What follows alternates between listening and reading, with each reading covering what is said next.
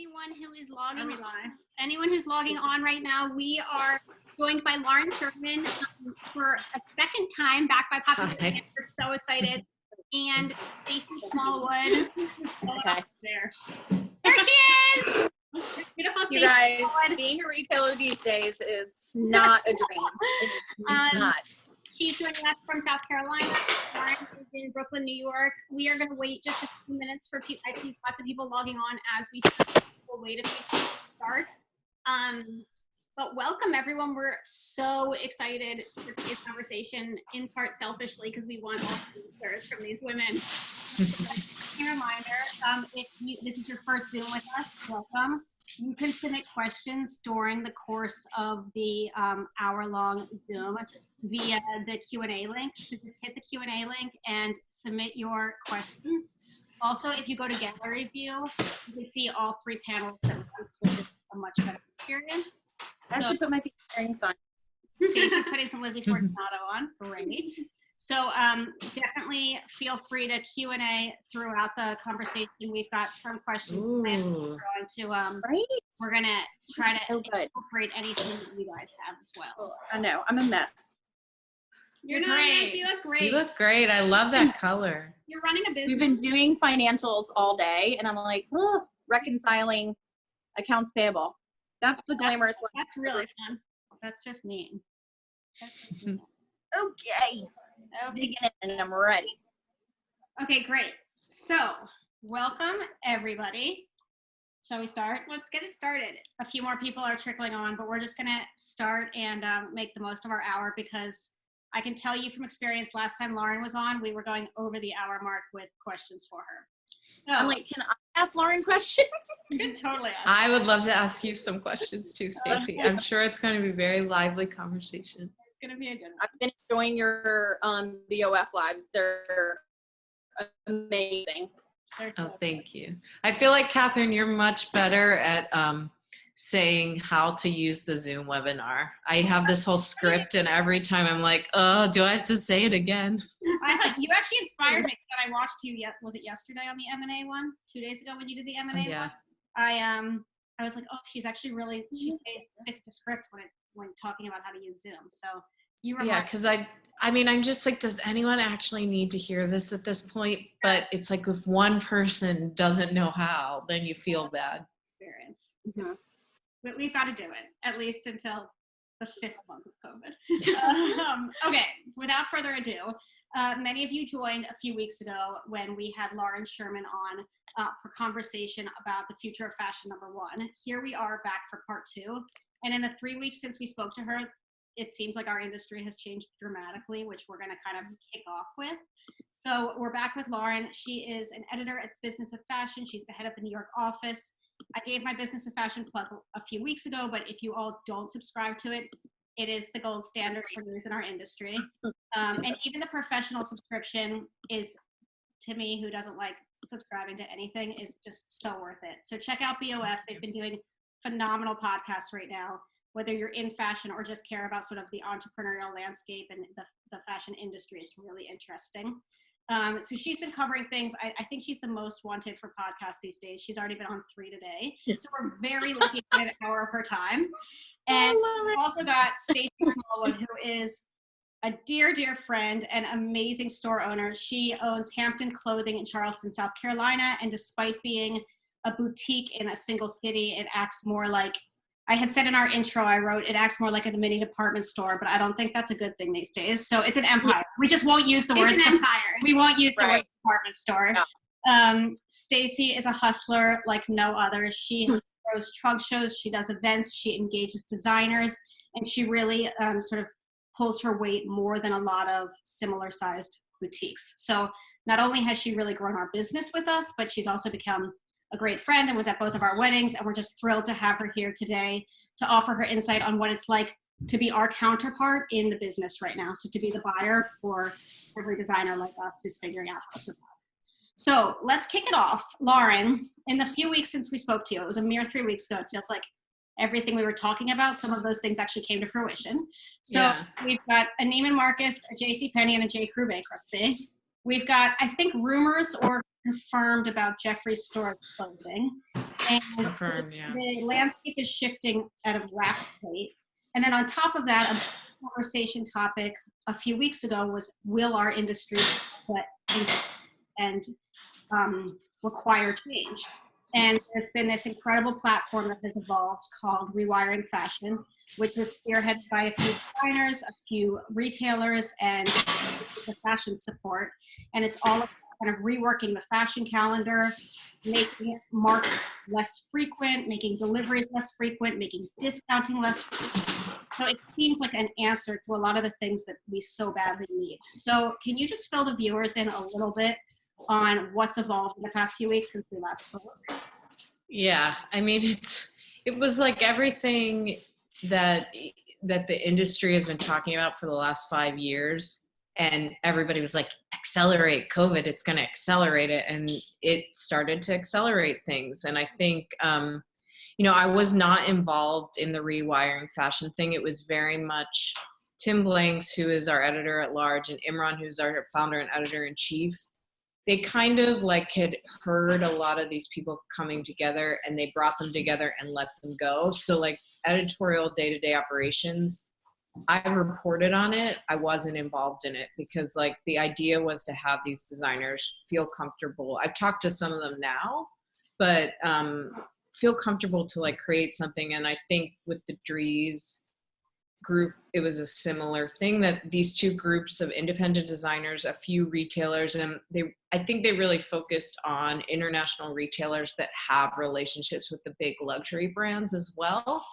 And then also CEOs of companies. And the idea was just like, let's try to actually implement the stuff that is wrong with the system. And I think for a consumer, I mean, it just sounds insane to me. I wouldn't even know how to explain to them that you buy this and then Stacy, you can explain the way that the system operates and as a retailer why it is complicated. But I think the biggest issue, and the one that I think they might be able to solve to an extent at the high end of fashion, I do not mean the mid-level, but I mean like really expensive stuff, is that it gets marked down too early. It should be marked down in July and in January, the way they do it in Paris, where everybody gets really excited about sample sales and the sales, and that's it. And I think, in the US, if you I talked to Pete Nordstrom for the story that I did on the Rewiring Fashion stuff, and he basically was like,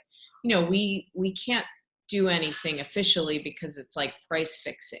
So there are issues in the US, like you can't agree to put stuff at a certain price or everybody put it on sale at once, but like there needs to be some sort of understanding that if something is like really nice, you're not going to buy too much of it so that you can mark down most of it at the end of the season. And I think a lot of those retailers are public companies that were driven by just increase in sales each quarter, and they were using discounts. And for stores like Stacy's that really rely on one-to-one customer service, when her customer comes to her and says, this is 50% off at some other store, like what is she supposed to do?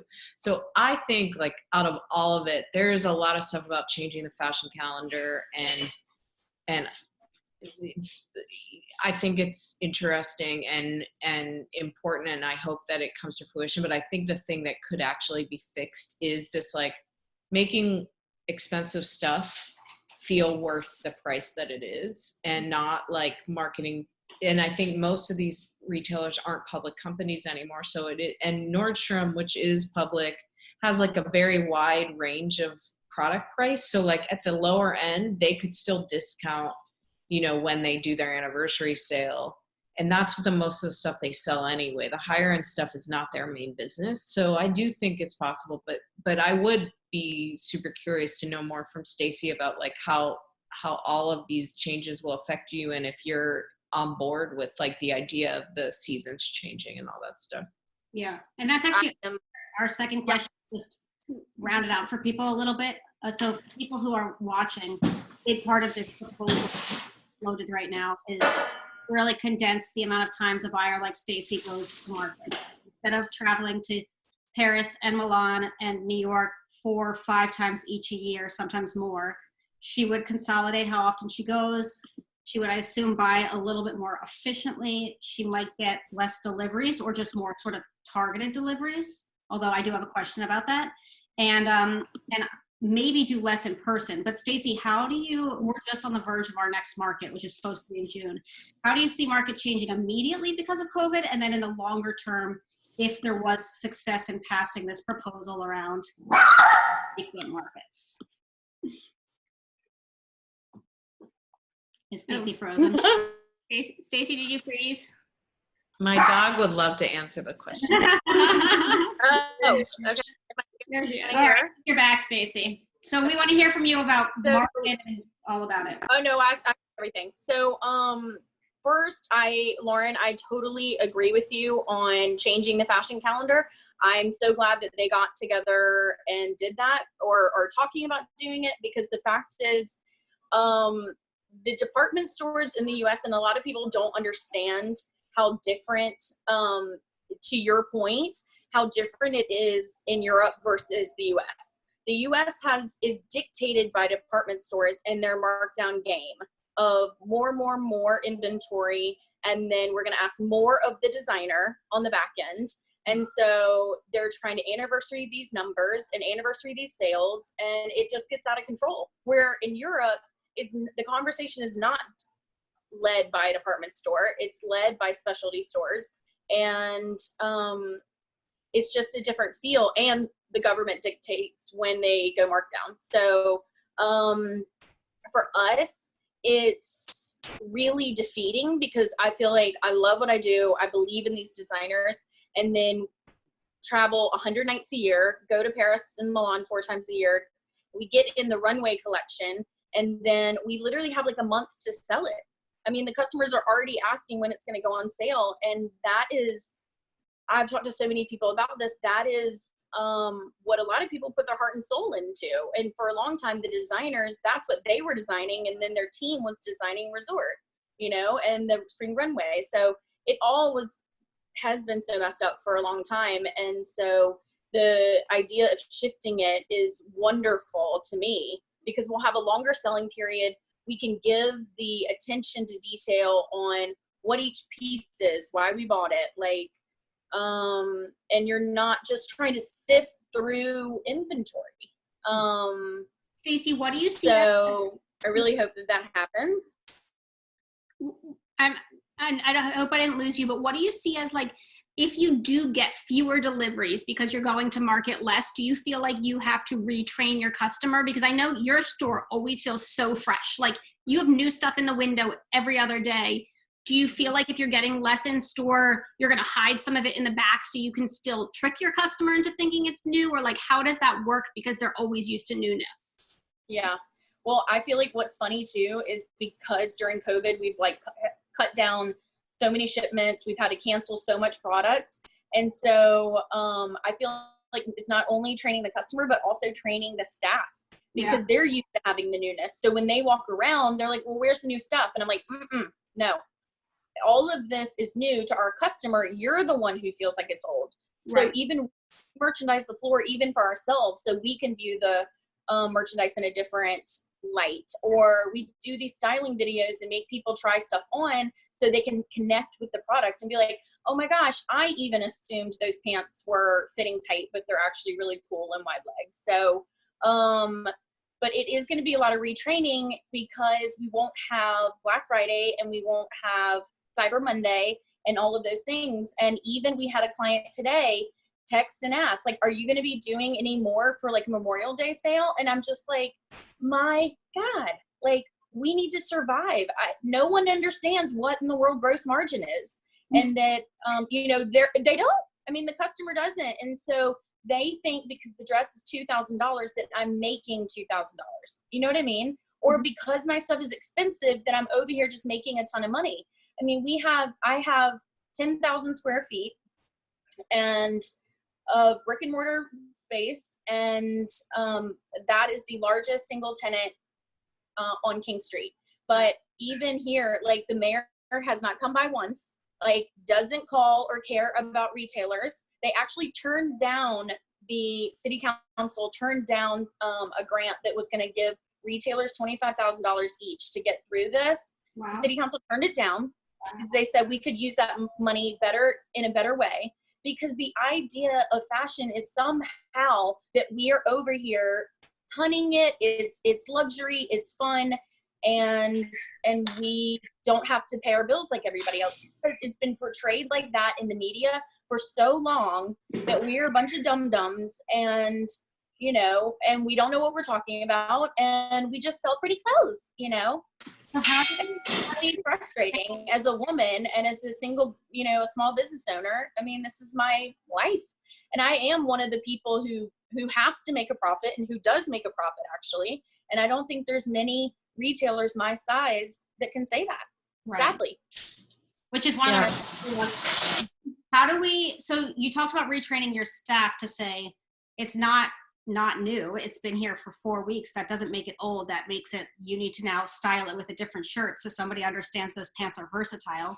How do we equally train the customer? I mean, if customers for the last decade plus in America have been used to markdowns of up to 40% after 6 or 8 weeks, how do we retrain them that, Black Friday might exist at Target, but it's not going to exist at Hampden, and they're going to wait a full 6 months until a product goes to sales? So how, Lauren, I'm interested to hear from you as well, but for both of you guys, do you think, one of my later questions, which we'll just ask now, do you think the customer is able to be retrained?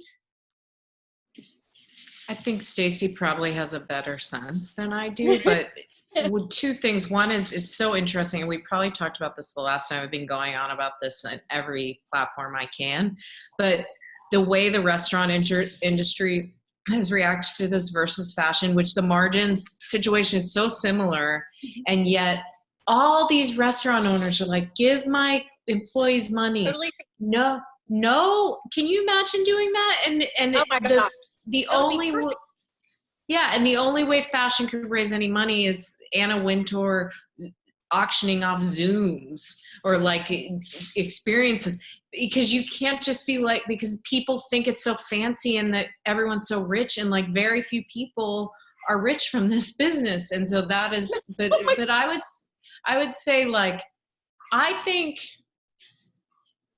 if everyone complies, if every retailer is like, we're gonna wait, then people will have to and I also think it will make prices of clothing change, because I do think prices the luxury brands like Chanel, whatever, that's a different ballgame, but like I think a lot of fancy brands charge so much because they know that they're gonna have to mark it down. I mean, it depends. Like a lot of those dresses are worth what they cost, but I do think the customer can learn if they don't have a choice. Yeah. But it's just hard in a country where that kind of regulation will never happen from a government perspective to implement it, fully. But Stacy, I'm curious to know, you have such loyal customers, and I'm sure that you do have a lot of full price customers, but do you think that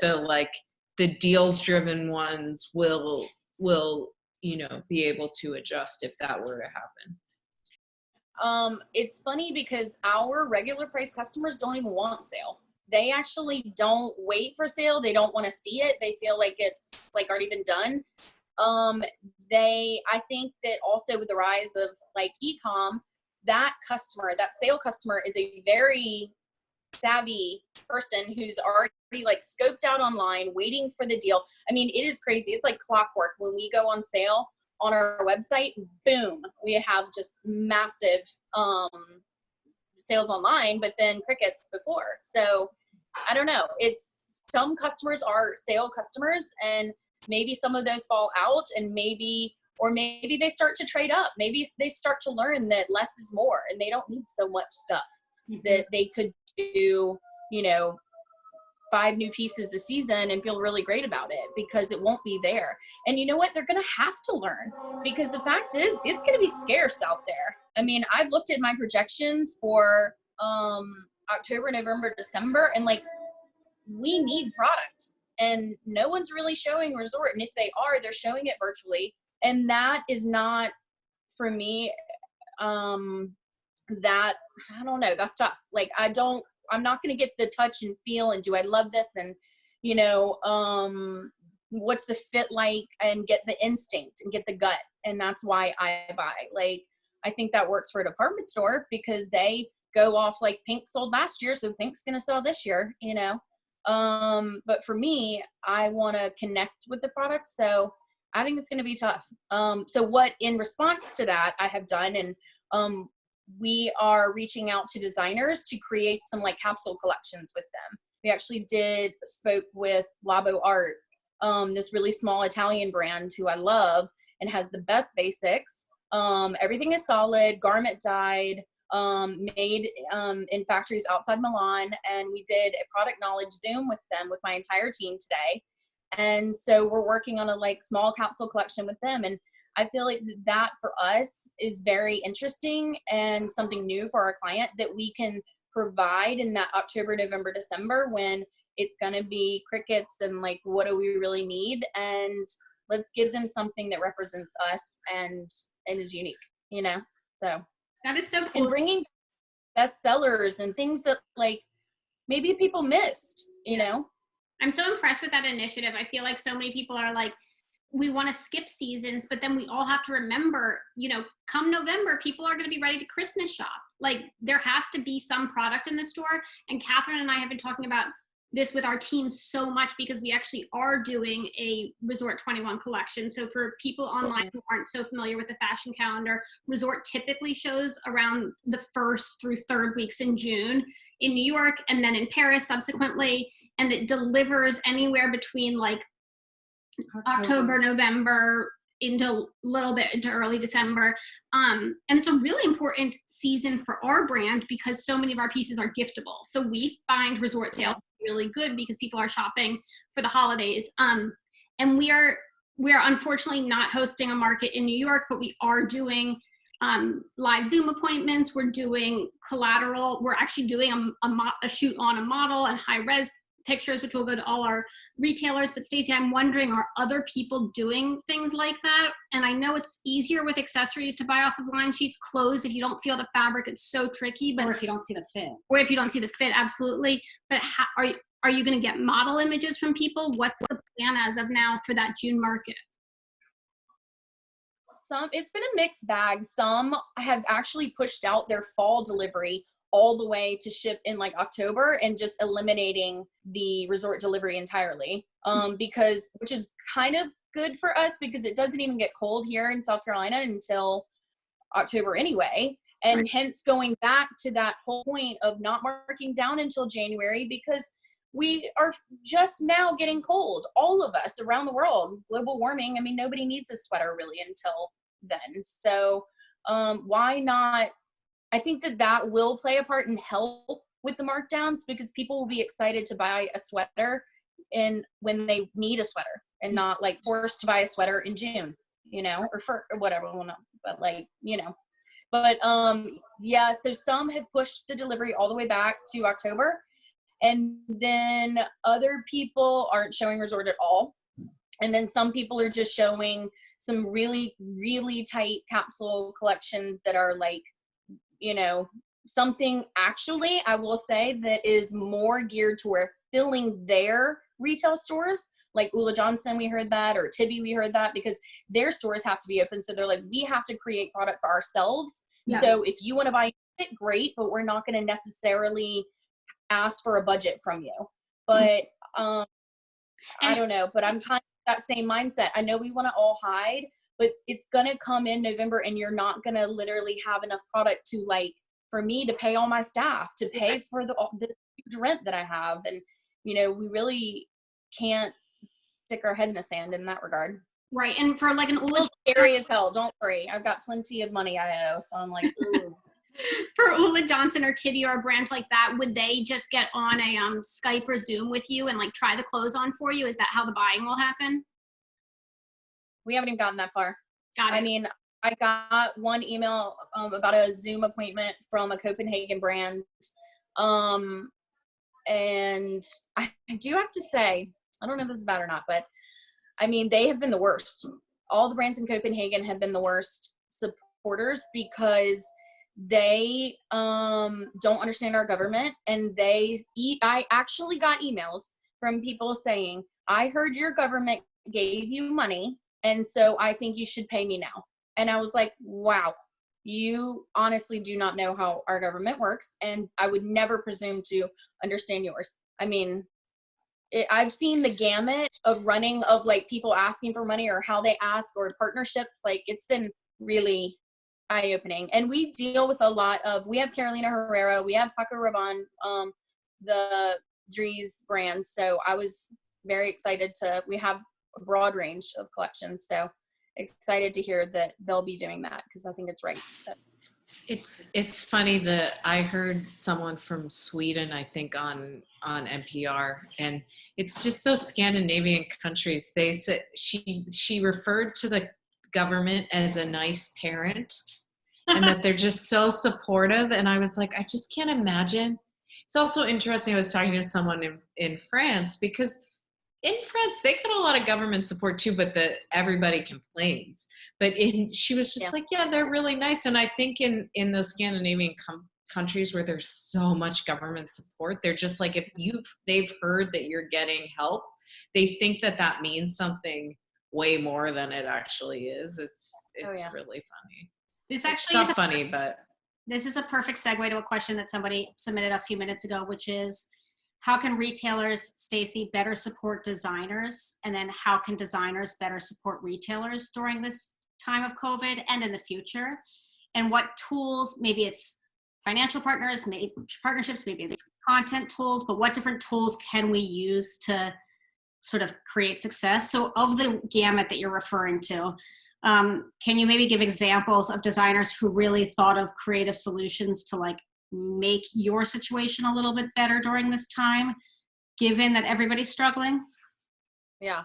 I think that's when you really have to say that it is a partnership. Like, I don't want that designer to fail. I don't want them to feel the burden of me not paying, or,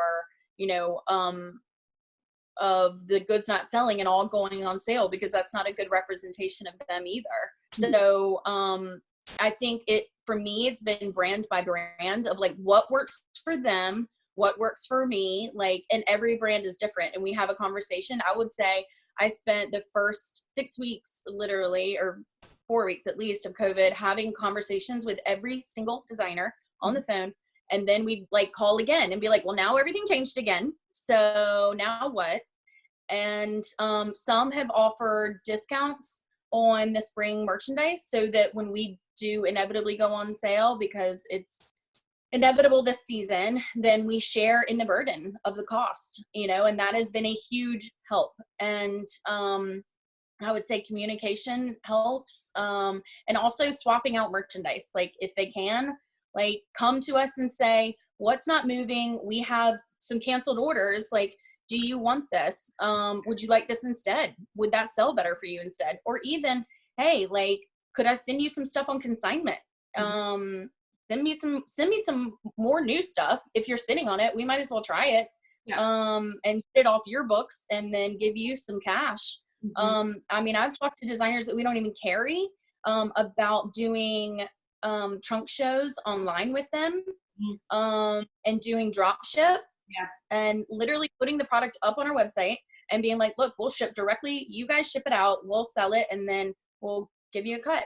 So we've actually gotten approached by stores who do not currently carry us, who said, you fit with our brand matrix well. We need to diversify our inventory. If you want to drop ship product, it would benefit both of us. So, I mean, it's really interesting, that sort of creative solution that's coming out of a time when everybody's a little desperate. But I also think you've just like done such a good job of amping up content. So financials aside, and I know it's all circular and related, I have been so impressed with, like, you'll do a try on of a single designer to show your customers how it fits and stuff. And I was watching the Rosetta Getty one last night, and I was like, this is such a boon to a designer who, I could be watching that. I might not even end up buying the Rosetta Getty piece from you, but now I know exactly how that top fits. Like, that is you have done a great service to that designer. And I think when you do things like that for the lines that you carry, then the lines that you carry owe you something too. Like, that is if you try on all the jewelry that I give you, like, you're doing a great thing for my brand.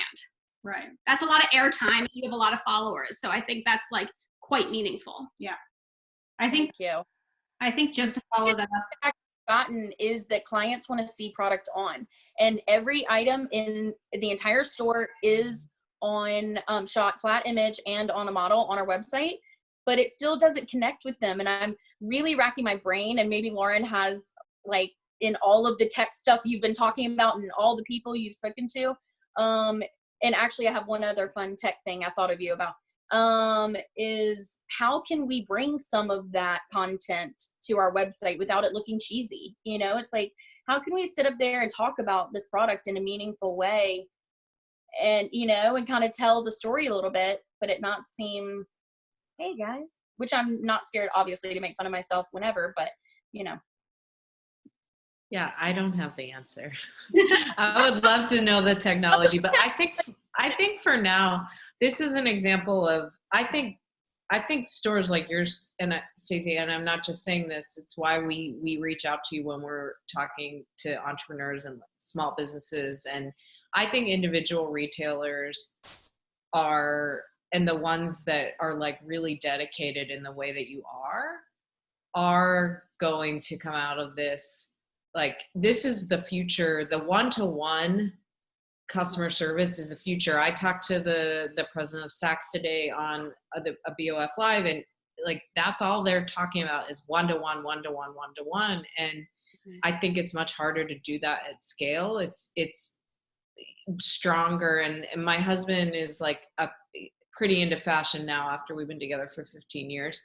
And he really likes Japanese. I've been married 16 and I can't get my husband. So you got to tell me about that. But I mean, the thing is, he didn't tell me. He was like, I don't know anything about fashion. Then I met his mother and she was like, oh, I just got this Prada at the thrift shop. I was like, okay, I get it now. But he really likes Japanese brands, and this brand Visvum, which I'm sure you guys know, he's not even into it, but like this store called Canoe Club and maybe we talked about this the last time, Lizzie and Catherine, I'm sorry, but I was saying I bought something for him from there, and they were so nice. And then they did a call with like the brand managers of Visvum from the US on a Saturday afternoon, and we didn't have anything else to do, so we just watched it, and it was really fun. And I really like that store, and I think my husband will shop at it way more now. And I think like having videos of you and your employees like putting on clothes and putting on jewelry and talking, and they don't need to be, for now, they don't need to be fancy, but when things do start to open back up and like money starts coming back in, I think like video is going to be just a much bigger part of the experience. And I am curious to know from you, like, what technology. I still think, you know, if you talk to certain companies, they'll be like, oh, the magic mirror thing or augmented reality is going to be, I don't know about magic mirror. Yeah, I hate the magic mirror. But I just think, like, I do think that there's going to be more of that digitally enabled. Like, half of it is in person, half of it is texting, and I know that you are already so engaged with all your customers that it's going to be just like more of that, but maybe amplified with slightly better technology. But I am curious to know what the one tech thing is that you wanted to mention. Oh, well, I did I love tech, and I love like expanding our website. And it's really funny because everybody's like, you're so lucky that you have a website like you do. And I was like, luck has nothing to do with it. We have literally worked our butts off for 13 years, revamped it 6 times, and relaunched it, you know, end of November. But right now we're really seeing an uptick in it, and it's making us survive, which is awesome. So, but that is what it is so important. And I honestly learned that from Imran a billion years ago when he spoke at the Farfetch conference in Portugal. But just omni-channel, and then it has to be both. Like, the customer experience has to, like, they want to maybe see it online, they want to see it and then come in and try it on, and the transaction may happen here. or try it on here and then buy it online. Like, it has to be a full circle experience for them. And I was on a live stream with Shopify yesterday, I think it was, and they were talking about new things that they're rolling out. They have some really exciting things about shipping international and being able to make your website in the language of the country and have the correct, like, HampdenClothing.fr, for France, and be in French. Like, that will be huge. We actually just about 2 weeks ago added in duties and taxes paid. So we are shipping international now, the duties and taxes are already included in the price when they check out.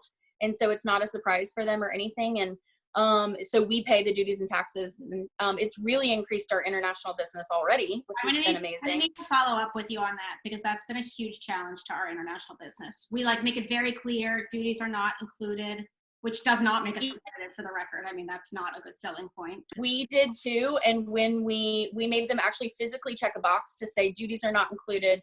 And now that we switched over and duties are, immediate rise in business. It's just like free shipping in the United States. It's crazy. They don't want to deal with it. And it was a huge barrier, just like even adding, like, if there's another small business who's out there, like, we added PayPal. I remember, and it increased our business crazy, adding PayPal. Who knew, as the payment provider? Yeah. And then the one thing we were just speaking about is like Affirm. We right now have Afterpay, which is great, but Afterpay has a cap at $2,000 and our price point is high. So Affirm does not have a cap and allows you even to do 3, 6, or 12 months. It does apparently charge you an interest rate, but even learning that, like, that will help our clients. But then the one thing that was interesting also on the Shopify call is they were like, yeah, we got to get ready. And they're all tech based. So they were talking about restaurants and tipping and all different kinds of things. And they said, we got to get ready for Black Friday and Cyber Monday. And I was just like, it's so funny that we in fashion are over here talking about it, and the tech people have no idea that there isn't going to be like a, you know what I mean? But then maybe, again, to your point, Target will still have it and stuff, but I don't know. Right. It's all interconnected, and it's funny that they don't include us sometimes in the conversation. And I think Shopify needs to hear from, plenty of brands that are not luxury fashion brands use Shopify as a platform. It's become the go-to for everybody. But there's obviously people like Lizzie Fortunato and Hampden Clothing and plenty of high-end stores that do use Shopify. And I think it'd be really interesting for us to figure out a way to communicate to them that for 10% of their platform users, we're actually not interested in them pushing Black Friday as much as possible. Although, for the record, I'm not convinced that anybody's going to be able to get rid of Black Friday this year. I don't see human beings or Americans adjusting their behavior so quickly. So while I love the idea, I'm not sure exactly how it goes away in a short time. Did they say a time frame and what they're shooting for, Lauren? I think both groups that came out they feel like this is the only opportunity because everybody's down. So we gotta just like pull the Band-Aid off. Mm-hmm. That being said, like, let's see, I think you guys you're right. Like, what are you going to need to do to pay your employees come Black Friday? Exactly. And I think that's the biggest question. One of our peers is still discounting, and I'm sitting there on the Friday after Thanksgiving without any sales, and I'm seeing $0 on what's sometimes my biggest day of the year. It only takes one link to turn the sale button on, and everybody else has to put all the dominoes fall, and everybody else has to turn their sale button on. And that was the problem over the past 10 years. Each department store front ran each other by a week, until all of a sudden we were breaking sale in March instead of July. So, but I think too, like, it's funny because the department stores did 25% off. Nordstrom did 25% off immediately when COVID. And we did not match it. We did not do it. We didn't do anything. And like, I think we did 10% off, which actually we even offer a welcome 10% off anyway to new clients. So And I don't think it really hurt because I don't want to devalue our brand, Totally. you know? And one thing I did was comparison shop and see on Nordstrom's, Neiman Marcus and everything, where the crossover, even in Isabel Marant or Sakai or anything it may be, and there wasn't much. And I found that very interesting. I was like, even if they're carrying Isabel, we don't even have the same pieces. That's You amazing. know, like, well, then why do I care? You Right. know, because they can't even get it. They can't even get the price. I think that's such a good point, and maybe an argument for more of these exclusives and capsules that you're talking about. I mean, sometimes we'll have necklaces that will produce like so few of anyhow, and someone will say, I saw this on sale here, but they don't have it anymore. It's only here. And I'm like, to be honest, like, we made 15 of that necklace. Like, you're gonna be happy if you get one. I probably wouldn't suggest trying to look for it on sale because like it's limited edition, it's handmade, and like it's going to sell out either way. Like, we always have people asking us for sold out products that we don't put back into production. So like, we're fortunate in that you're lucky to get it, period. I wouldn't try and search for it on sale. You're probably not going to find it. But maybe it is like smaller runs of things. We had talked to Lauren so much last time about like, maybe it's more exclusive drops and tailoring a drop just to Hampden Clothing, because then people can only get it there and they are not price comparing it to somewhere else. Yeah. I love that. If anything, Catherine's always like, Stacy, put that necklace on sale. It's been there forever. And I'm like, no. Exactly me. Sometimes I don't want to see stale product, but Stacy and I have a back channel where we exchange products to the other's benefit. So I hope it's working for us. We have a question that just came in that I would love to ask Stacy in particular, but Lauren, I wonder if you have opinions on this. Are they frozen? No, Lauren's frozen, not frozen. Stacy, I'm here. Okay. Stacy, raise your hand if you can hear us.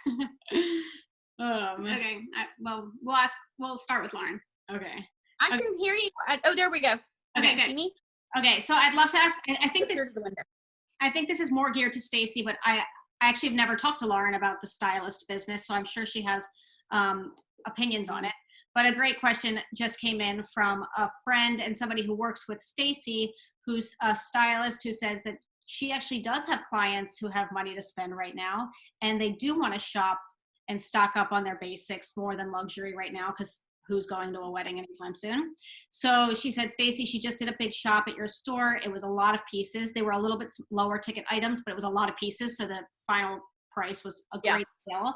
And how can stylists support you sort of in innovative ways right now? So obviously, Stacy, I'm sure you've got answers, but Lauren, is this something you guys spend time thinking about, that private styling business? We're actually working on a story about it that's coming out next week. So I'm not writing it, but I'm curious to know. I think I've written about it in the past, and I find it really interesting at how many who are in store stylists end up breaking out on their own and creating businesses out of this. But yeah, I'd love Stacy's insights for sure. We love working with stylists because I'm just always like, the more product out, the better. Like, we do 70% of our sales are outside the state of South Carolina. Our clients are all over the country. We never mind sending things on approval.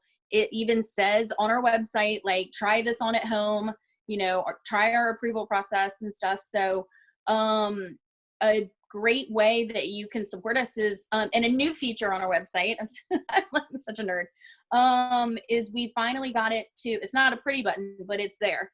But it says save and share. So now you can add things to your shopping cart and then share it with us and say, so we can just pull everything in the shopping cart that you want us to send to your clients. Say you don't even live here and you can't come in, then you can do that, send it to us, and then even text us. The store phone is actually a cell so that you can text. And then we have live chat, so you can always do it that way too. But we're always happy to collaborate, and we do commissions for stylists outside the store.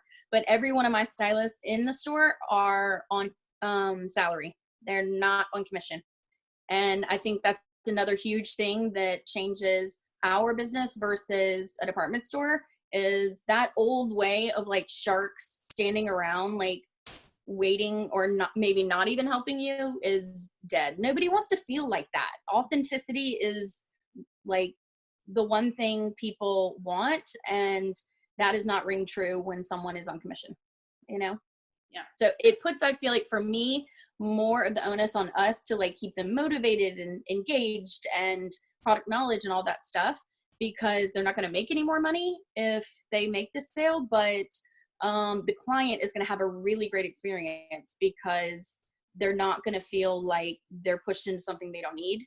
And when we go back to customer experience, which is the number one thing everybody's talking about, like that is one of the best things. Well, and it's interesting that you maybe started this feature for people who were out of state, but now you might have someone in Charleston who doesn't feel comfortable coming into the store, who is going to use that save and share button and get the box at their doorstep, which is incredible.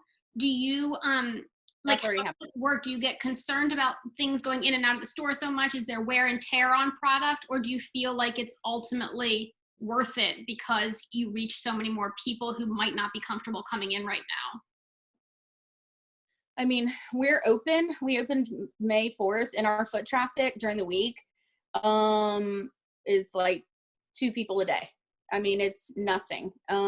So it's, I feel like survival for us right now. I don't feel like it's wear and tear on the clothes, because I would say that one piece, because we don't buy in depth, we buy more breadth and selection. So that one piece is probably going to one person, maybe 2, you know, like it never really feels that way. But and I guess people would have otherwise been trying it on in store, and that's not happening. So you're not getting the wear and tear in the dressing room that you were previously getting. Yeah, totally.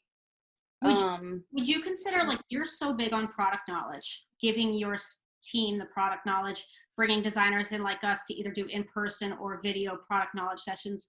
Would you consider a network of stylists like the person who just commented a few minutes ago, and for like your affiliate network of stylists, start doing once a quarter a product knowledge Zoom with them so that they can go call their client and say, hey, I just did my quarterly product knowledge with Hampden Clothing. Here's the latest and greatest and the stuff that you've got to have? Yeah, absolutely. I mean, the beauty too about like calling or something with us is nobody's going to mind packaging up a box for a stylist who doesn't,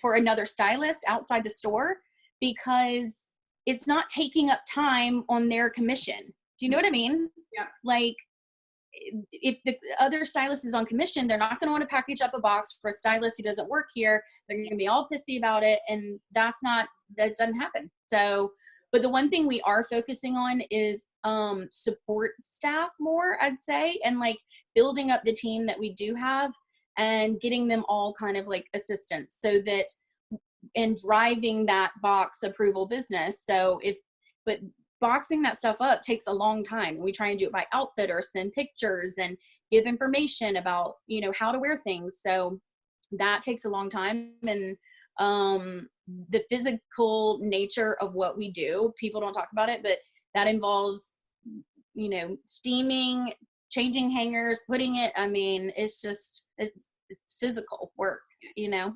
So, and it takes a long time. I've been packing all of our wholesale and I've been packing all of our wholesale and e-commerce from the country, as you guys know, and I'm 7.5 months pregnant and I'm feeling the physicality of it. I mean, bending down and getting up, I mean, it's real work. And I do think that we underestimate a lot in our business, how we probably don't price in the cost of, if you move more of your business to approval, there's shipping costs associated with it. There's some junior person's $20 an hour cost associated with packing and unpacking boxes all day long. And that's a very different model than having somebody walk into the store and with very little friction buy a piece. So it's interesting, you know, we have a new version of margin erosion. Maybe you're reaching more people, but there is a potential margin erosion about the fact that, you know, you've got a new role, which is getting product out the door. We have so many questions. We're going to need to do a part 3. I would be remiss not to ask my mom's question, because she's all of our mentors. She works in a very purpose-driven role at Campbell's Soup Company. She's the head of their foundation. So obviously very different than the fashion world that we're talking about. But I actually do think, given some of the media backlash that you guys are referring to, the lack of support in our industry, I think it would probably behoove all of us to create more goodwill in our industry. And so my mom's question is, what do we think about the role of purpose in our respective brands? So there's a current Forbes article on how important it is to highlight purpose in both businesses and brands and how that makes you successful. And I think the one part of fashion that's doing this well is DTC, direct to consumer, who can afford a give back, or they can afford, for every one sold, we're going to give to, whatever their cause is. For multi-brand boutiques who never created their business to necessarily have a social component, we still need to figure out what our purpose is. So if someone was to ask you that, what would your answer be? For me, well, one is we give anybody who comes in the door and says, will you give to this charity or my school or whatever? The answer is yes. We do it for every single person who walks in the door. I don't care if it's for, donuts for the lady down the street or whatever, we say yes. And that's what a local business does. But, Neiman Marcus and all the department stores don't. Those aren't, the big box retailers are not the ones who are giving back to your local community. We are, and that's why it's important to support us. And I also think it's really interesting because we do have such a footprint here. And people are like, oh, well, Hampden's going to be here. And I'm like, well, Hampden's me, and I actually have to pay my bills and make money. And I don't come from money or fashion. And it's tough. And that's the reality of it. And sometimes I feel like people don't want to be vulnerable and say that and say how hard it is. And I'm the first one to say, it's really tough. And it's been an emotional roller coaster. And I think when I thought you said about purpose, one of my purpose things, and one thing we talk about a lot is Simon Sinek's TED Talk, what's your why behind everything? I mean, we talk about even showing up for each other as a team and coming in with positive intention.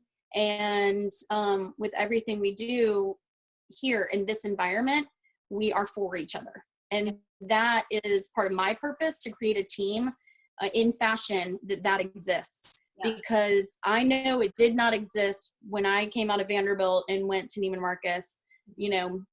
I worked for them for 5 years in corporate. I mean, believe me, don't get me wrong. Sometimes I want to yell at everybody and be like, do your job. But we're trying to create a different environment, and that is hard, but it's great. And even my social media coordinator was giving me backlash about some video, and I was like, yes, I want to tonight, and I was like, hey, don't forget, you're here to learn and not be an expert yet, and that's okay. It's not always even about my vision, but what do our customers want? And then also, and my last thing I want to say, because I feel like I'm the one who's talking and I want to hear from Lauren, but we talked as a team about sending thank you notes to clients, because it is so important and something we do because we are grateful for the people who have supported us. And even if they haven't right now, we're thinking about you. And I sent flowers to 10 clients when COVID started, because I was like, I just want you to know we are in this together. And now I said, we should send some thank you notes now to clients to say we donated to my sister's house, which is a local nonprofit here, to help women, because we believe in that fashion helps women, feel beautiful. And this is one way that we can make other women feel beautiful right now. So important. So you have plenty of. So we just wanted to say, and we want to.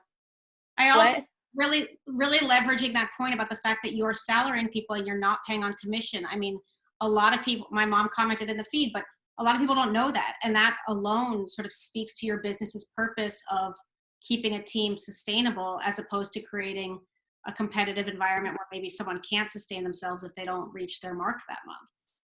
And yeah, definitely, I think communicating that's important. Definitely. We had one quick, more technical question come in the feed about the box approval business, and it's such a good question that I'm curious about. They were asking about kind of the workflow of it and the technicals. How long is a customer allowed to keep things for? is the commission to the stylist so big that it's worth it after you do all that packing up and manual labor, things like that? Like when you think about that logistically, can boxing programs be the future of our businesses? We've been talking about doing a box program, but like we don't even know who would manage it. How do you feel about that for the future? Yeah.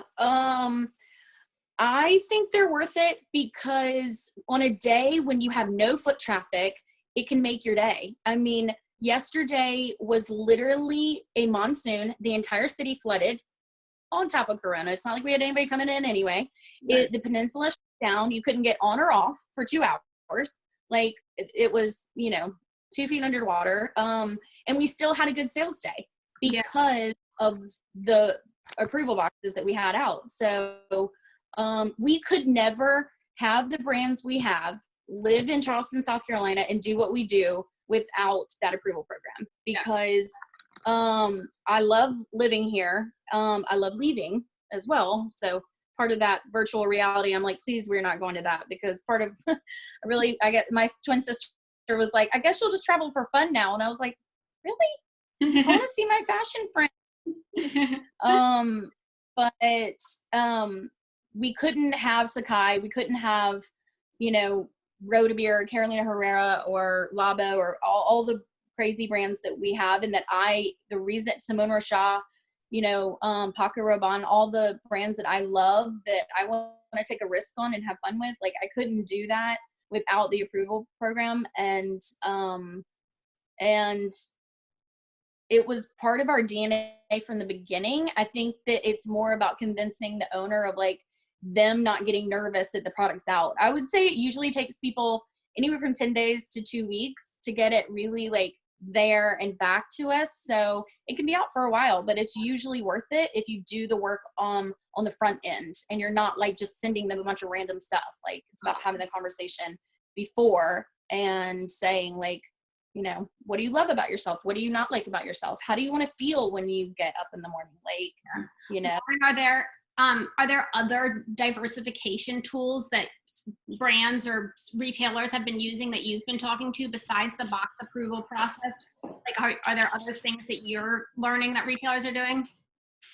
I'm really bullish on that idea and have thought for many, many years that the bigger multi-brand luxury, sorry, my husband's making dinner, so you might hear some pots banging in the background, but I've always thought that kind of like the multi-brand online luxury retailers should really try to scale that in a way like almost like a Stitch Fix for fashion. I think Stacy, she hustles, as I think you guys said in your notes, like, but if you put in the work, people are going to be, and I think the thing that pre-COVID, I did a big piece on like the state of luxury online shopping.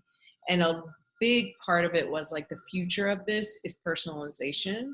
And the more personalized you can get, and some of that is technology. So some of it will be artificial intelligence and data to like give you information about the person. But the thing I would say is that like, if someone sent me a box at the beginning of the season, it was like, these are all the things that I think that you would like. I'll give you, maybe you give 10% off or something. Like if you're one of these bigger retailers, you can afford that on any of the stuff you want to keep it. I would buy like 3 or 4 things if it felt like they really knew me. And so I think that anything that can make the experience feel more personal and that can target what people actually want. And that requires humans, that requires the work that Stacy's doing. And then with different applications to augment that, whether that's some app that makes it easier to communicate with the person on the other end, or it's, a more streamlined shipping process, which to me, if I was, trying to do something in this business and like innovate in this business and wanted to raise money, I would be focused on like logistics and trying to streamline that and boxing and all of that stuff to make it easier for you guys so that you're not doing that. So I think that there is some stuff But I think that too many people, I don't know if you guys saw, there was yet another app has launched that's like sort of like a Spring or like an aggregator marketplace. And it's just like, no, don't focus on that. Focus on like there are enough places to buy stuff. Focus on making those places more profitable. And that's what I would like to see, more innovation and technology. But I do think that it's that work that you both are doing on getting the product to the customer or the potential customer that is going to pay off on the back end. And it's just, unfortunately, I think that a lot of bigger retailers do have, public company issues, and so they're not thinking ahead. And they also came up in a system. There aren't a lot of people like Stacy who can see, I want to do this better and do it for myself. A lot of the people running those businesses right now aren't so entrepreneurial. And so I think it's going to take the next generation and people to come in who have an understanding of product, but also want to maybe like, it's like product people, merchandising people teaming up with people to make the tech that they actually need, instead of technology people coming in and being like, look at this thing we made, and no one cares. But I do think that it comes down to personalization, whether that means like one-to-one human contact or like just better tech around it. Absolutely. You guys, it's hard to believe we've already hit the hour mark, and I am halfway through the questions I wanted to ask you. You guys have been amazing. Again, like, we're going to need to do round 3. Do you have a burning question, or can I ask the final one? So I think you guys have pointed to this, but let's leave it a little bit. I have one question for Lauren. It may just be like yes, no. Like, we, with our younger like assistants and stuff, they're pushing us now to do an app, because they say they want to shop on an app instead of like going on their phone and going to hampdenclothing.com. They want to be have an app. Thoughts? I wonder, maybe we could talk about it offline, because I wonder how much it will cost you, where, if there's like a plug and play solution through Shopify that you could do it. Yeah. But let's talk about it. Because I think it's funny. There is a sense of, I want, if I even put the URL in it, to go straight to an app. Yeah. So, but I don't know how much money it would cost for you to deal with that. So, but yeah, I'm happy to discuss that with you. It's very interesting. Yeah, very good. It's a good point, Stacy, because we put so much TLC into our website, and I think it looks so beautiful. And then we get this data of like X% of your customers viewed your website on a phone. I was like, no, like look at it on a monitor, please. I mean, 50% for us. Yeah. That's and not only. Oh, here's one of my biggest mistakes. We did those videos of like the girl walking in, and so you could see the movement of the dress and stuff, and then walk out. We went on there, and I literally just asked the question one day. I was like, okay, well, let's just go see, are people watching these or whatever? We went on, and it's like one view, and I was like, oh my God, what? So people weren't even watching them. I was like, okay, we're stopping this immediately. Yeah. What in the world? being reactive. No one watched video until 2 months ago. Totally. No one watched any editorial videos either. Every media place I worked at, they would make all these videos. I'd be like, no one watches them. But now everyone watches videos. So I bet people are watching them now. True. So, in one sentence, because we are truly overdue, what, if you had to identify the silver lining of COVID, to leave on a positive note, what is the silver lining for our industry if you've got to drill it down to a single sentence?